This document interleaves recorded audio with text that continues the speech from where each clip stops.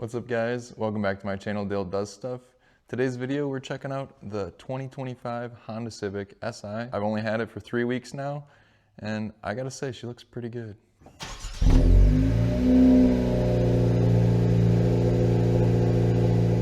She did the warm-up cycle, so I'm hoping you guys heard it. If not, then I do have a little bit of a short that's out there, so check that out. You'll be able to kind of see that little bit of a warm-up cycle. It kind of starts at like 2,000 RPMs and then it'll lower down to about 1,200 to 1,000 once the car gets all warmed up. She's all warmed up, as you can hear. Sounds pretty good, but let me rev it up a little bit. I actually haven't done that yet.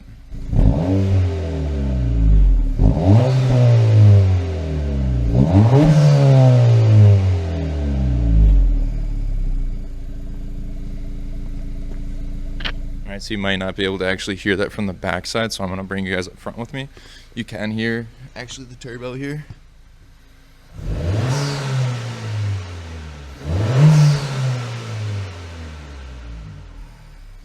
You can thank the PRL high volume intake for that. It does sound a lot better, I can promise you.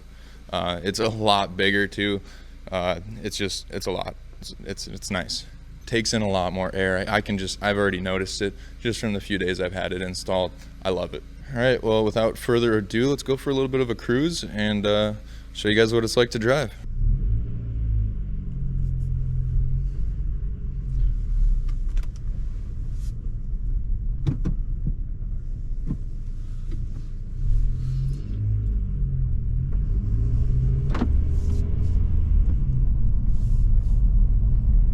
So there are different settings for the car. You have normal, and you have sport, and you have individual.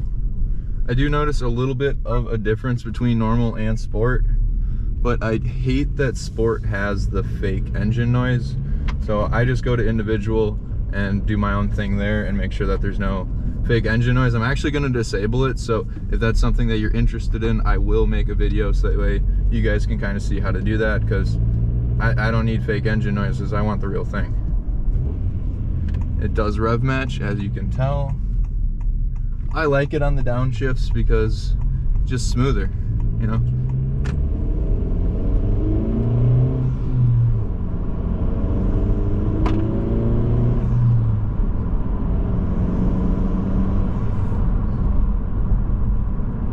She corners very well. I'm not used to driving a car, so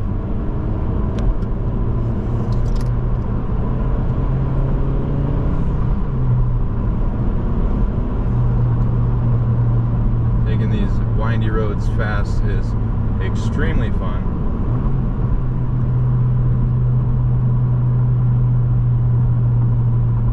So I wouldn't say the 1.5 turbo is the quickest, but the turbo makes it, you know, it gets up. It sounds great, and I mean, I'm averaging, when I'm driving a little bit faster, I'm averaging about 28 to 29 miles per gallon. I do a little bit of interstate driving, which helps me. So if you're driving this car hard, expect about 27 miles per gallon is what I would expect.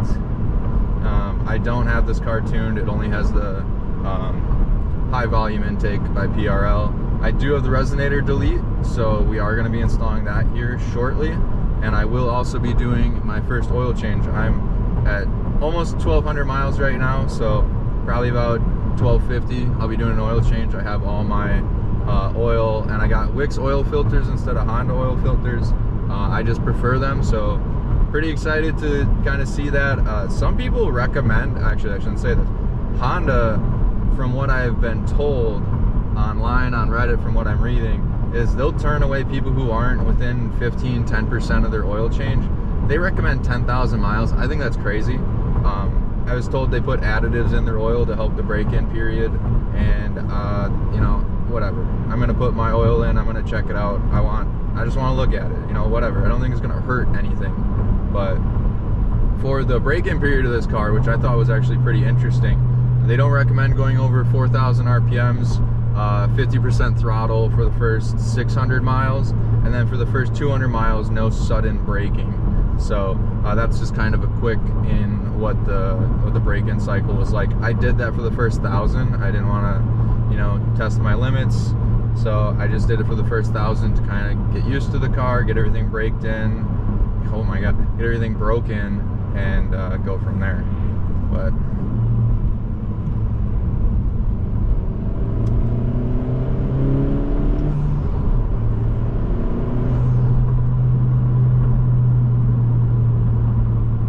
I'm not used to something that's able to corner these corners like extremely well. Like, I'm hunkered in my seat right now, extremely comfortable.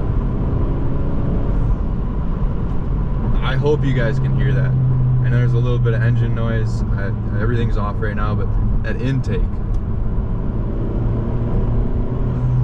Oh, that intake really, you can hear the induction when it's, you know, bringing the air in, and then you can really hear that recirc. You could hear it before. I don't know if I have any videos of me driving before this, but I don't know, you could hear it, but it wasn't, it's just, it's got a little bit more to it, and I really like it. But also, like, when I'm going right now, say between 2,000, 3,000 RPMs, and I give it some gas, you can really actually hear the induction. Before you couldn't. So I've got to say, I've really enjoyed this intake. I've really enjoyed the car.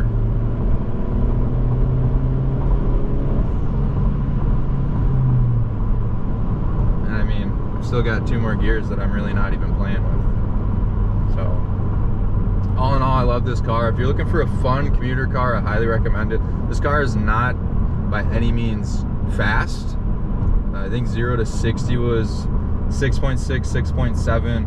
I bet if we do the draggy, which I'm hoping to get Alec in the car here soon, so that we can do a little draggy video and see how quick the car actually is. I've seen people record 7-second 0 to 60. I've seen people record 7.60 to 60.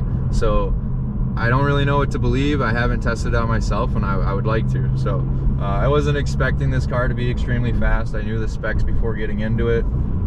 I will look into a tune down the road. Right now I want to keep my warranty for the car, make sure I'm not voiding that, but down the road I will be getting a tune, and we will see what actually happens when you put an extra, you know, 20, 30 horsepower to this car, maybe even 50. I don't know. I haven't seen any proof of tunes going over 230 horsepower for this car yet, so we'll wait to see what happens in the next 6 to 12 months and go from there. But this was just a nice little cruise. I didn't mention this earlier, but we do have a Bose speaker system in here. It is extremely nice. I love it, but I also love the sound of this car. So I do a mixture of listening to music, and then I do a mixture of listening to the car.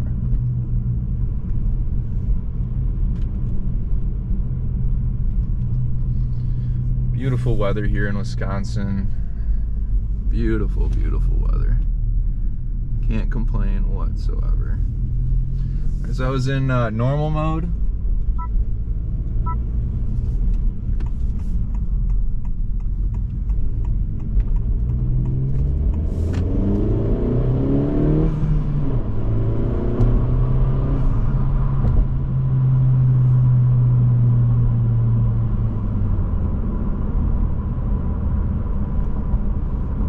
That's just fun, you know, that's just fun.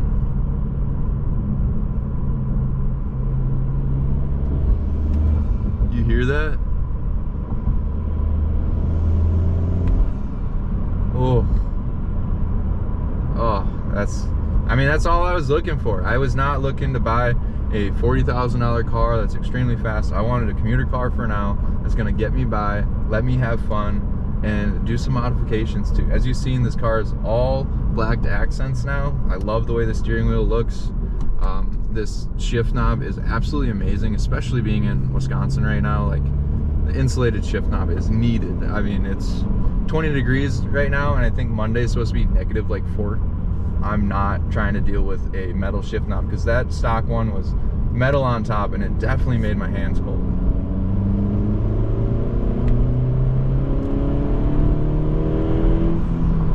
I still haven't made the rev So it does have indicators to shift when you're high in the RPMs, but apparently I haven't reached that yet. It surprises me how high up they are, I guess.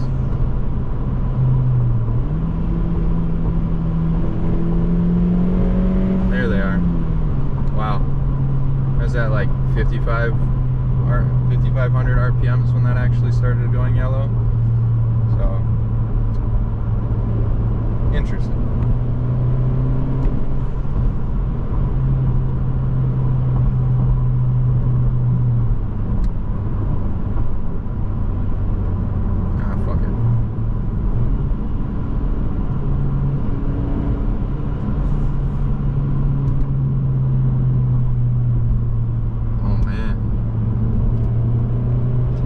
This feels insane.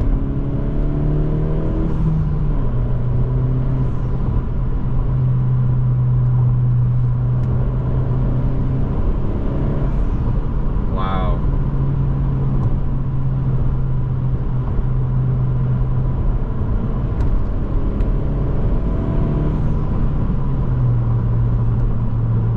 Wow. Yeah. I couldn't ask for a better car for $31,000. I mean, you can definitely find them, don't get me wrong, but this car's gonna last me a long time. I'm gonna get 28 to 31 miles to the gallon out of it, and I can hear the turbo, I can have fun with the turbo, I can still drive decently fast. It's not like I'm going slow.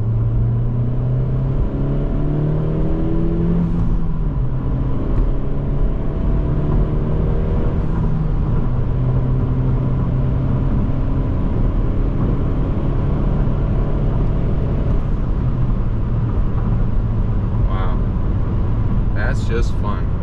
Did I miss a manual or what? I'm enjoying the crap out of this car. It does have lane assist. It's got adaptive cruise. It doesn't have remote start, which is probably the biggest downfall, but it's a manual car. You can't really expect remote start. And the only reason why I would need it is because I live in Wisconsin. So that's why we rust prevent the car today with some fluid film.